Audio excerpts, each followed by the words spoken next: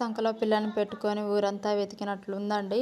మా ఇంట్లోనే మునగాకు చెట్టు పెట్టుకొని అయితే మేము అసలు పప్పు చేయటానికైతే నాకు ఇంతవరకు వీలు కుదరలేదండి. నాకెందుకు ఈరోజు ఆలోచన వచ్చిందండి, మునగాకుతో పప్పు చేస్తారనే ఆలోచన.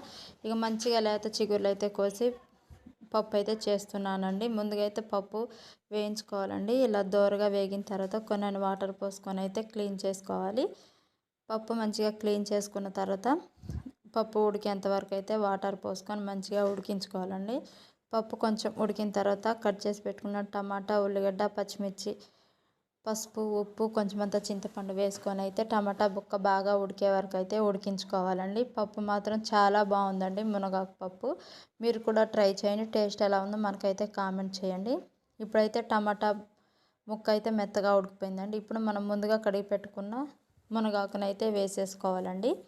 ఆకు కాబట్టి నేను లాస్ట్లో వేసానండి, త్వరగా ఉడికిపోతుందని. ఇలా వేసి ఒకసారి కలుపుకొని ఉడికిన తర్వాత ఇప్పుడు ఒక గ్లాసుడు వాటర్ అయితే పోసుకొని 2-3 పొంగులు వచ్చే వరకు అయితే బాగా ఉడికించుకోవాలండి. అసలు ఈ పప్పు విటమినే అండి, మునగాకు కూడా చాలా విటమిన్. ఈ రెండింటికి కలుపుకొని తింటే చాలా ఆరోగ్యం అండి. మీరు కూడా ఖచ్చితంగా ట్రై చేయండి. ఇక పప్పు అయితే మరిగిపోయిన తర్వాత ఇక తాలింపు అయితే వేసేసుకుందామండి. ఆయిల్ హీట్ ఎక్కిన తర్వాత దంచి పెట్టుకున్న వెల్లుల్లి రెబ్బలు అయితే వేసుకొని ఎండుమిర్చి కూడా వేసుకుందామండి. ఈ రెండు ఫ్రై అయిపోయిన తర్వాత జీలకర్ర వేసుకొని కడిగి పెట్టుకున్న కరివేపాకు వేసుకొని చిటికెడంత పసుపు వేసుకోండి. తాలింపులో టేస్ట్ బాగుంటుంది.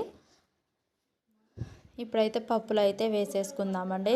ట్రై చేసి టేస్ట్ ఎలా ఉందో మనకైతే కామెంట్ చేయండి ప్లీజ్.